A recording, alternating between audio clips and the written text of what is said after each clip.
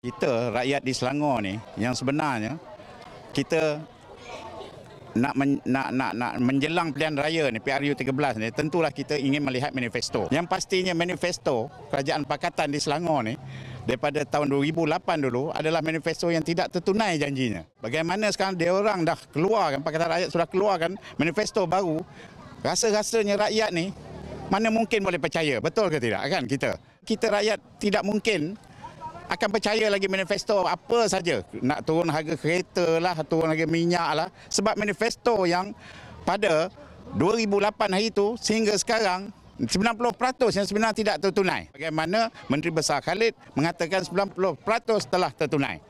Jadi kita rakyat di negeri Selangor yang sebenarnya telah tahu semua muslihat ni. Dan tidak mungkin kita akan memberi undi kali ini kepada Kerajaan Pakatan. Suri rumah ni yang kedua, yang sebenarnya bermula daripada Selayang itu, suri rumah bangkit untuk menuntut allowance khas yang telah dijanjikan dalam manifesto PRU 12 mereka, untuk memberi allowance khas kepada suri rumah yang menjaga anak kecil mereka sepenuh masa. Tidak juga dia orang tertunaikan.